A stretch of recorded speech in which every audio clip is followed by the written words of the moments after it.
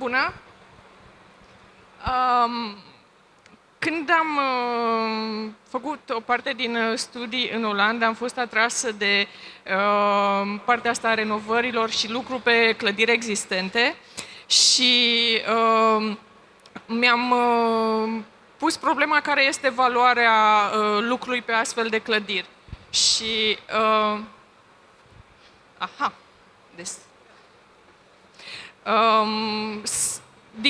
din punctul meu de vedere ca arhitect, sunt valori spațiale și comunitare unice care nu pot fi replicate în clădirile noi. Din punct de vedere al beneficiarului, au posibilitatea să lucreze cu ceva ce deja există. Iar din punct de vedere al comunității, dacă mai multă lume ar avea acces la renovare, am avea comunități mai echilibrate. Ce îi doare pe oameni când renovează? Dacă își iubesc casele vechi, își doresc să poată să acceseze credite pentru a le cumpăra. Sau dacă dețin deja o casă, la fel să poată să acceseze un buget, să poată să renoveze. Își doresc ca renovarea să fie mai ușoară și mai rapidă.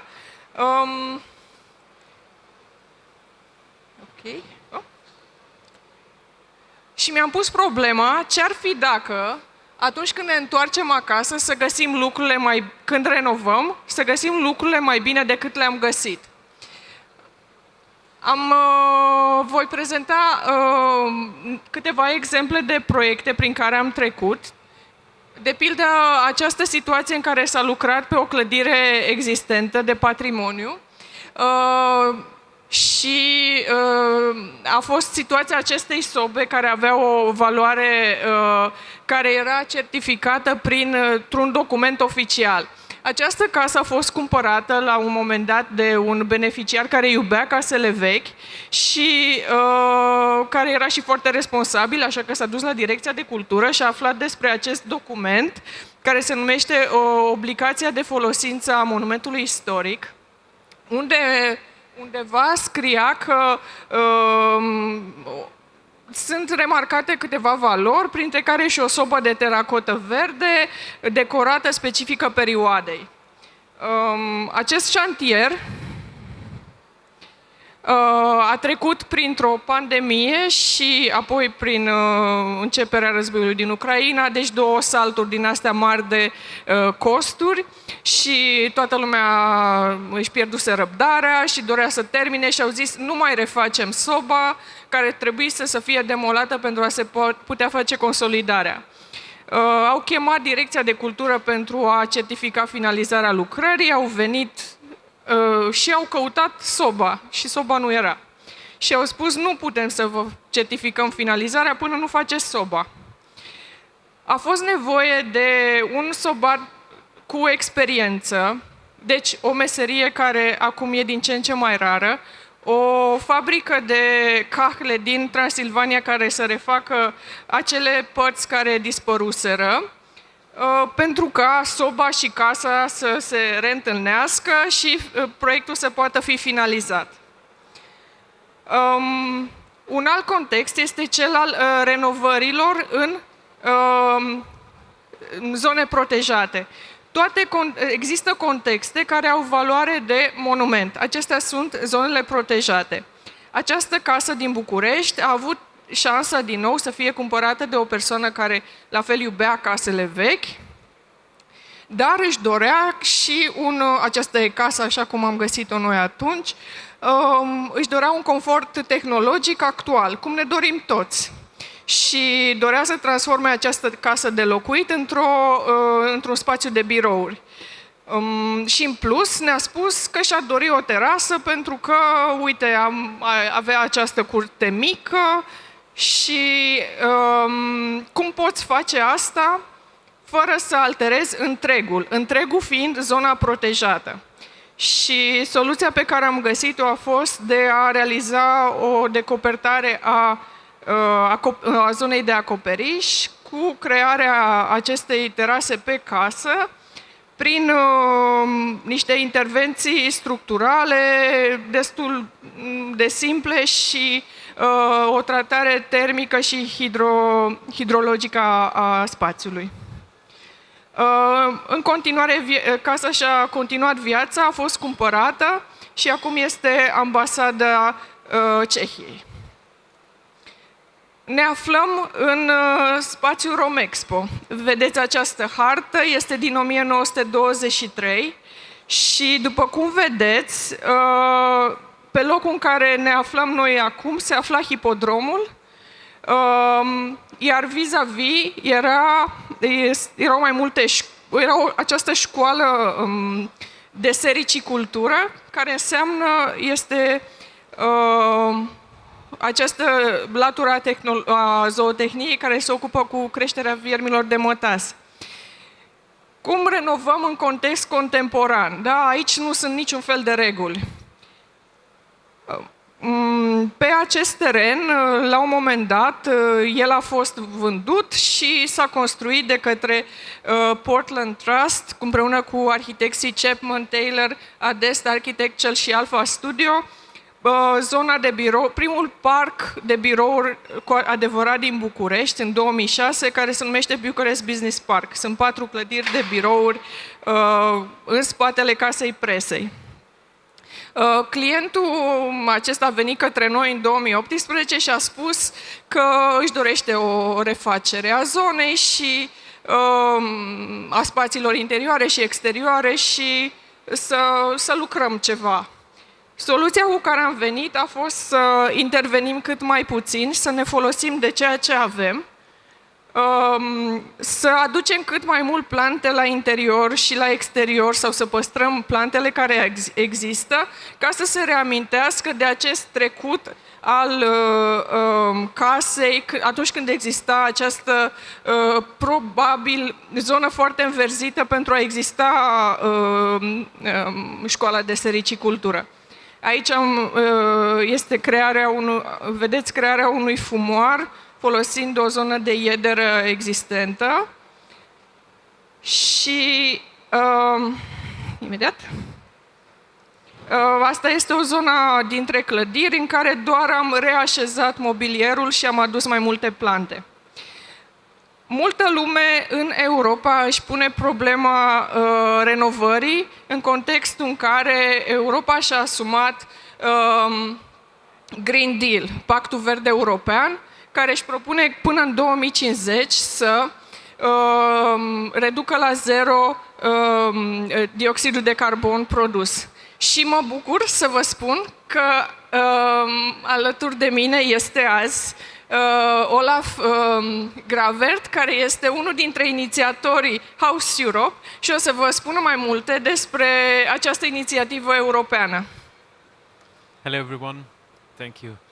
It's very nice to be here. We spoke yesterday at the Architects Youth Forum and we will also speak tomorrow at the big meeting of the Order of Architects, which is also happening today and tomorrow in Bucharest. Oana said I should spontaneously come on stage and also present this briefly.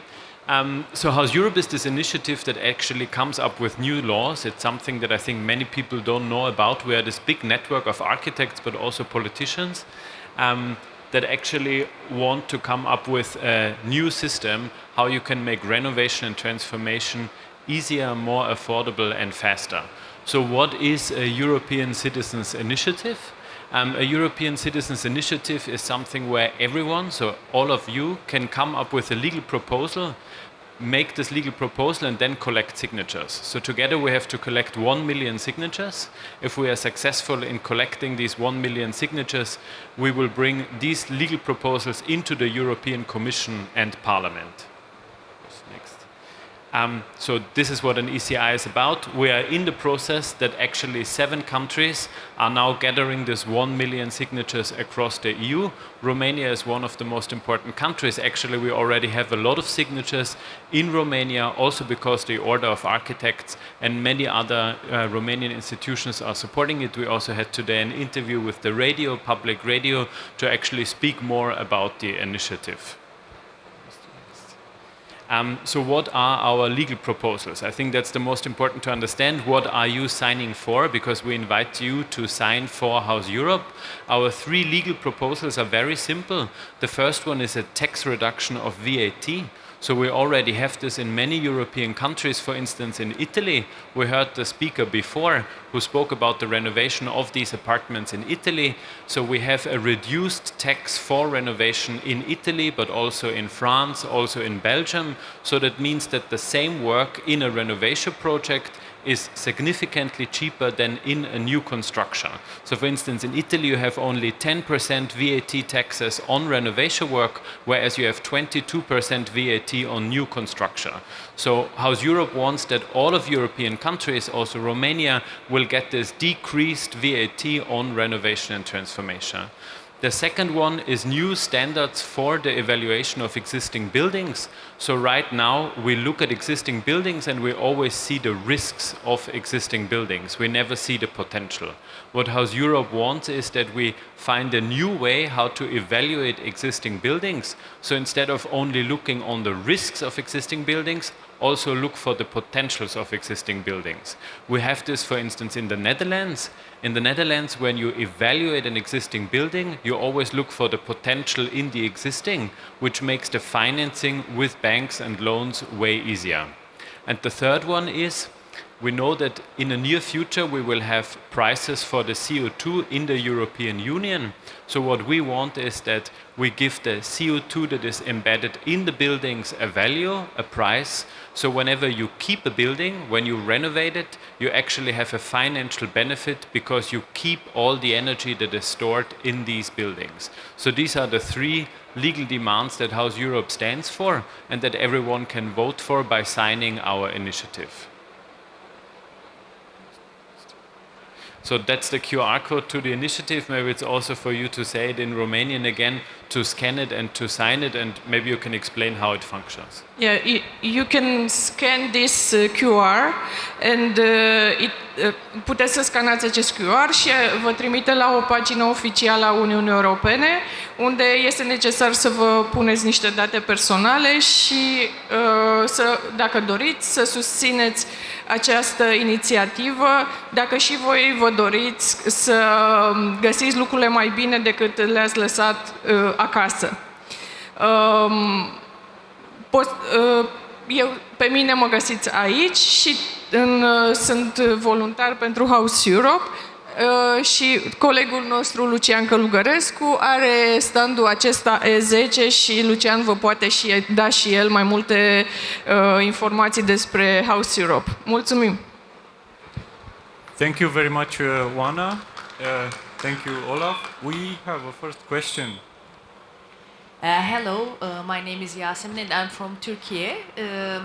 If I did not understand, if I'm not mistaken, you said that the countries who are going to sign are the European Union member countries.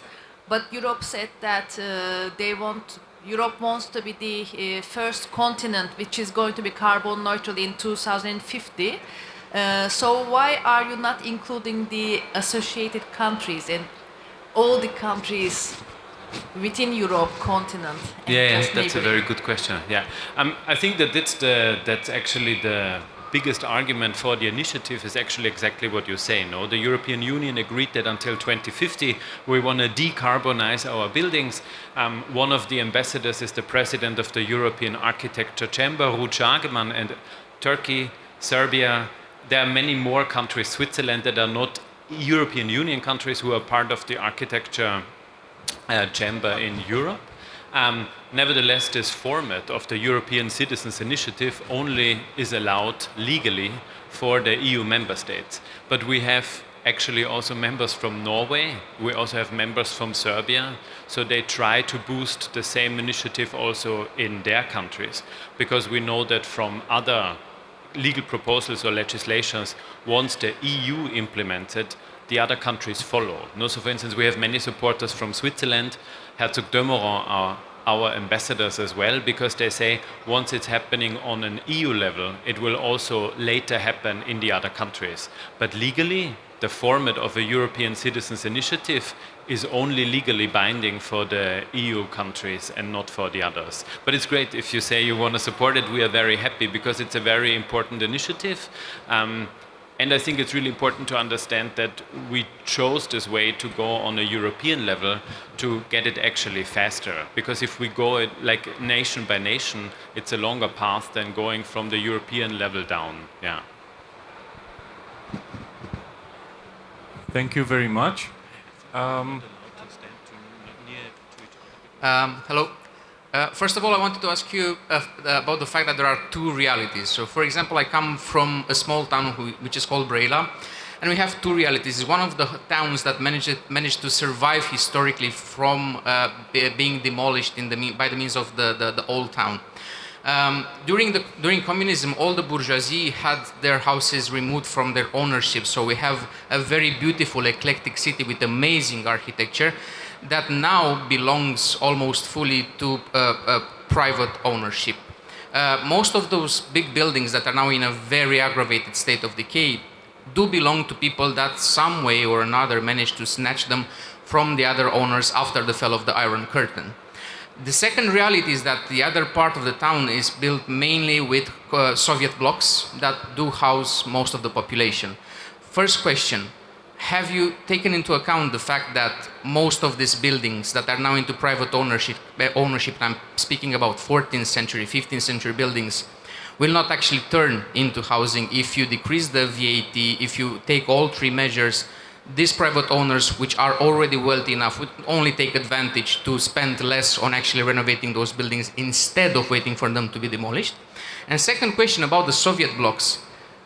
Do you have a particular focus on Central and Eastern Europe, where the built environment consists heavily, all the way to former Eastern Germany, of these types of blocks? And do you have incentives to support young architects, professionals in this area that actually want to contribute to research and development to actually properly refurbish those blocks? Maybe can say something to the second point, because that's something that we are speaking about a lot on a European level, whereas the first one I cannot answer because it's too difficult, the ownership relations, for me to understand. It's interesting when we got involved in HouseEurope in this problem of renovation, how different every area is. I understand what you say. We have a big problem here with the property, but I think that it will help if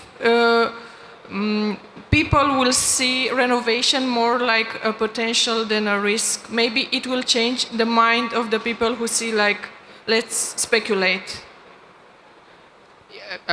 Yeah, because I was trying to understand why the principle, the theory sounds really, really good, but when I was trying to translate it into practice for my hometown, it becomes suddenly very, very difficult. And it's a great policy, but when you're trying to apply it locally in countries, particularly in the Balkans, it becomes a bit heavy to actually make good of the policy. So, for example, I've been working in Scotland for quite a while. I've been studying there, and we had a former school that one investor was trying to acquire from the council in order to transform it into a hotel.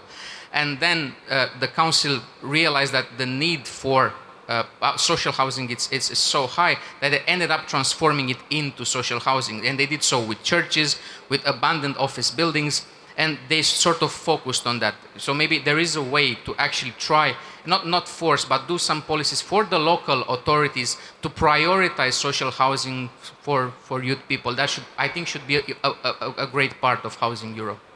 I think that it's really important. So what we do on a European level only works if then initiatives start on a local level that complement it, no? Because the European Union can only regulate certain things. So what you are speaking about, for instance, we have in Brussels. In Brussels we have a city legislation that says you only pay 6% taxes instead of 21% for transforming empty offices into housing.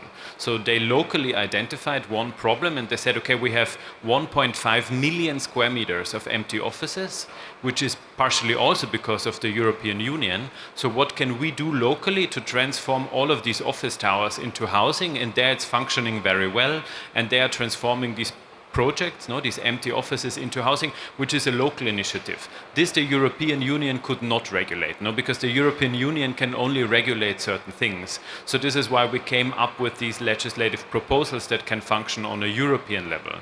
The same is for your second question, what happens to all the Soviet era, all the prefabricated blocks, and I practice in Berlin, I live in Berlin, so in the east of the city we have, of course, or in the east of Germany, we have the same prefabricated blocks a lot, and there the European Union already started programs. There is the so-called renovation wave program, which looks exactly into the potential of renovating or mass renovating these prefabricated housing blocks, and there are certain, or there are first companies which really pick up this possibility, and they say, okay, if we develop a scheme, a model, how to renovate one type, we can actually roll it out and scale it and then offer it for a cheaper price. Because that's then the tricky part where we come to ownership. If we have a gigantic block, let's say 500 dwellings with 500 individual owners, these blocks were never built to become individual ownership, but now they are. No, so that's now the reality. There is no other way. No, they are now individual private ownership. So the only way to make it affordable for 500 individual owners is to come with a model that is cheap enough, affordable enough, and scaled. So we know that we have 1,000 times the same type of prefabricated high-rise in East Europe, for instance. No, it stands in, it's the Budapest type, we call it in Berlin. It stands in Berlin, but it stands everywhere in East Europe. No? So there is a way to scale it, and there are companies who realize that this has a huge potential, because if they do it once, they can get the funding, the subsidies on a European level, and they can roll it out. But this only happens if there is an investment potential or developer potential to renovate. As long as there is no potential, because everyone sees these buildings, sees these blocks and thinks, let's get rid of them, it won't happen. So this is what we try to do, exactly as Oana if they says, see the it potential. as private ownership, we don't care, deal it.